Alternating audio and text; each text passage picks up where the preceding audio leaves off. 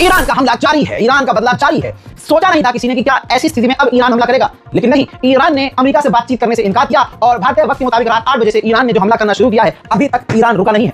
Iran ने ऐसा बदला लिया है कि तेल अवीव में जगह जगह भारी तबाही है। इजराइल के राजधानी तेल अवीव में जगह जगह आग है। ईरान के हमले में इजराइल के एयर डिफेंस सिस्टम और अमेरिका का या यूं कहूं पूरी दुनिया का सबसे खतरनाक एयर डिफेंस सिस्टम भी इजराइल में फेल हो गया है।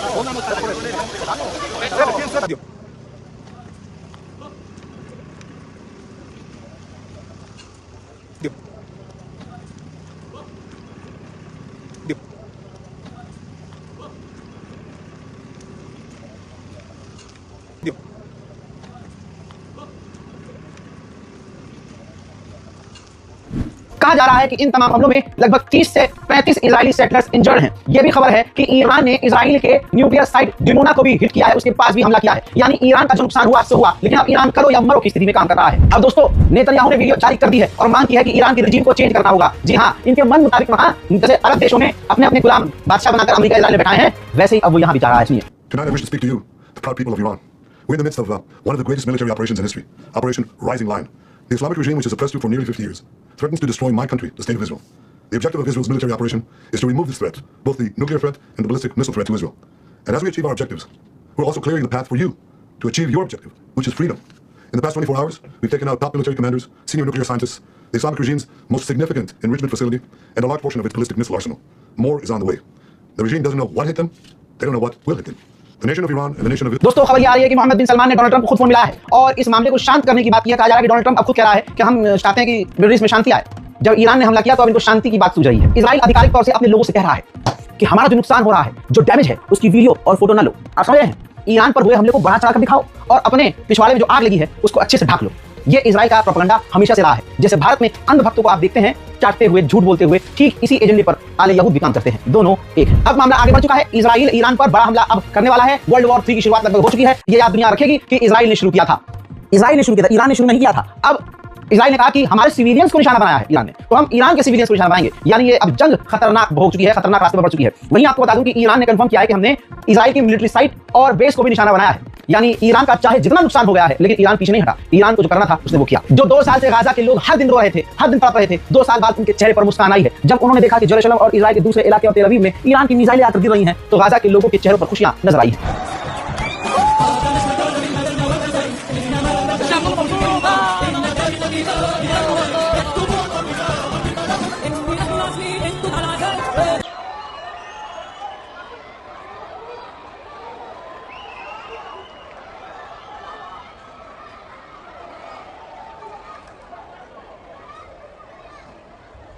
इजराइल के डिफेंस सिस्टम पूरी तरह से फेल हुए हैं। लगातार ईरान की कई मिसाइलें तेल अवीव में गिर रही हैं।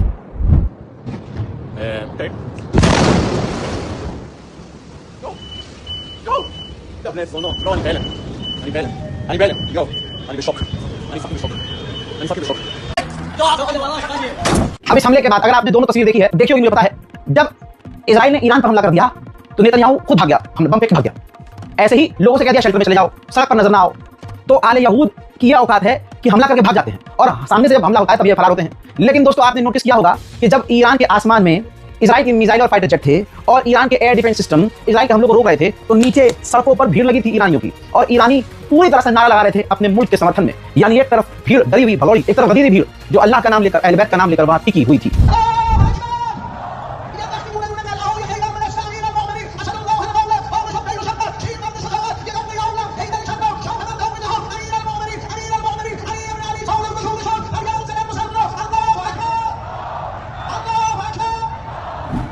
ईरान ने 100 से ज्यादा मिसाइलें दागी हैं, ऐसा इजराइल कंफर्म कर रहा है। इजराइल ने कहा कि हमने कई मिसाइलों को मार के गिराया है और कई मिस हुई हैं, ऑब्वियसली मिस हुई हैं, तभी तेल अवीव में भारी तबाही है। सबसे बड़ी खबर आपको एक और दे दूं, अमेरिकी F-35 दुनिया का सबसे खतरनाक फाइटर जेट माना जाता है। अभी तक तो 2 से 3 F-16 ईरान ने गिराए थे। अब F-35 भी इजराइल का मारकर गिराया है। रिपोर्ट यह है कि महिला फाइटर जेट को उड़ा रही थी, हमला कर रही थी इजरायली पायलट, महिला पायलट को ईरान ने गिरफ्तार किया है, कैप्चर किया है। हालांकि दूसरी तरफ इजराइल कह रहा है नहीं ऐसा नहीं हुआ, हाँ हुआ है दोस्तों, हुआ है, सबूत आ चुका है। एक सबूत मैं आप F-16 का पहले दिखा चुका हूं जिसमें तस्वीर साफ नजर आ रही है। इसके बाद आपको पता है अमेरिका इजराइल कभी भी अपना नुकसान एक्सेप्ट नहीं करते। उधर ओमान और रशिया दोनों ही कह रहे हैं, दोनों से, ईरान, अमेरिका और इजराइल से कि भाई बातचीत से मामला हल कर लो, बातचीत की टेबल पे आ जाओ और हम मीडिएशन भी करने को तैयार हैं। हजरात, कहने का मतलब इस रिपोर्ट में यह है, सारांश यह है कि ईरान ने बड़ा हमला किया, जवाबी कार्रवाई की, खामोश नहीं रहा और इजराइल को मुंहतोड़ जवाब भी दिया। इजराइल के एयर डिफेंस सिस्टम फेल हुए, इजराइल के फाइटर जेट गिरा दिए। अब और क्या चाहिए? फिर भी ईरान अभी भी खबर ये आ रही है कि लगातार हमले कर रहा है। आधी रात गुजर चुकी है और ईरान अभी भी इजराइल पर, तेल अवीव पर बमबारी कर रहा है। फिलहाल इस रिपोर्ट में इतना ही। रिपोर्ट को शेयर कीजिए, चैनल को सब्सक्राइब कीजिए। जय हिंद।